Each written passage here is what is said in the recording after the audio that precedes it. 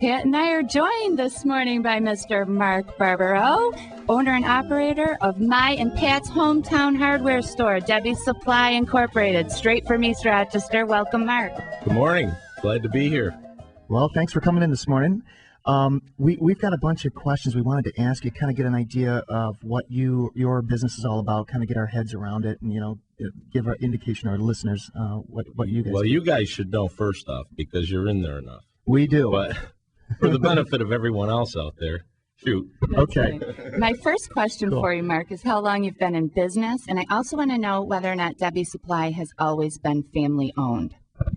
Yep. We started in 1957, so do the math. We're coming up on 53 years.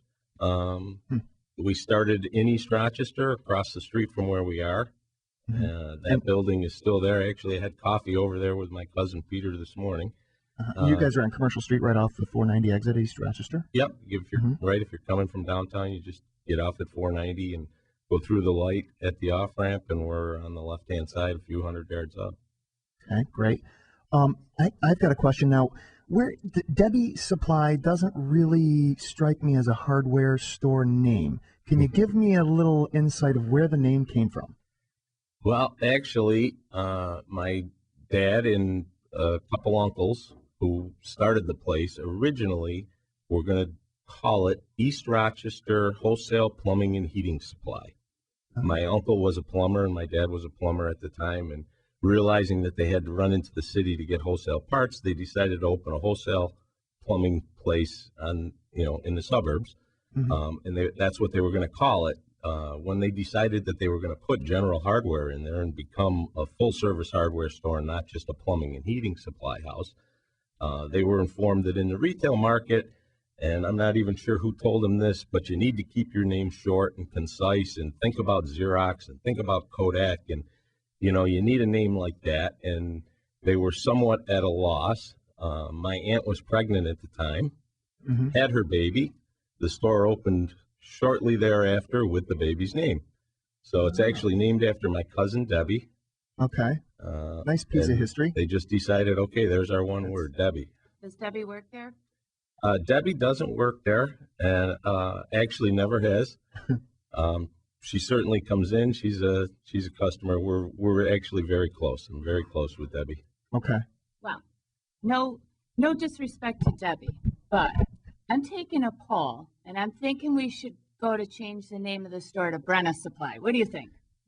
In parentheses. How about? All right. Given my history, I think it should be Brenna Supply.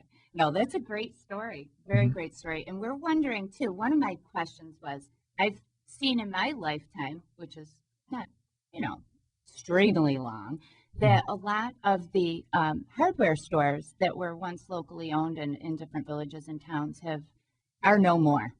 And I was wondering, how many years ago you started your business, and how many hardware stores, locally owned town hardware stores were around then compared to how many are now? Well, fortunately, I wasn't around in '57 when the store opened, but at the time, most of the towns had hardware stores. In fact, some of them, have gotten real small, and a lot of them, unfortunately, have gone by the wayside. But East Rochester actually, for a time, had 3 hardware stores, and it's a square mile town. But over the years, through attrition and whatnot, and competition, certainly, the little hardware stores have gone the wayside.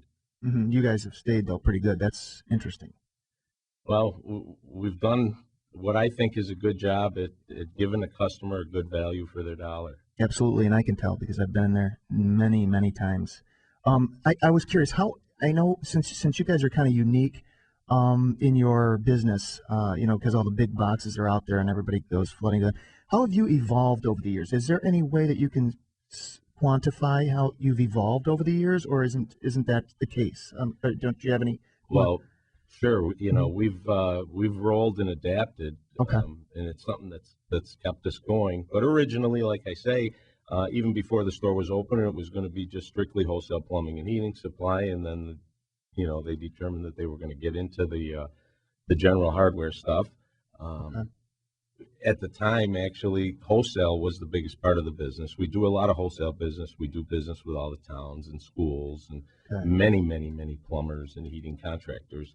It's a big part of our business, and on inception, it was a huge part of the business. Now we've kind of rolled into the retail world. Okay. We began catering as much to the retail public as we do to the wholesale trade. Now that I didn't know. The wholesale end of it, I was not aware of, so that's good for me to learn. I appreciate that. So would you consider your primary focus to be on the wholesale, or you've moved from that more as your primary focus, the retail? I got to say that it's probably 50-50. Our sales are probably about 50-50, 50% to the wholesale, 50% to the retail. And our focus is the same.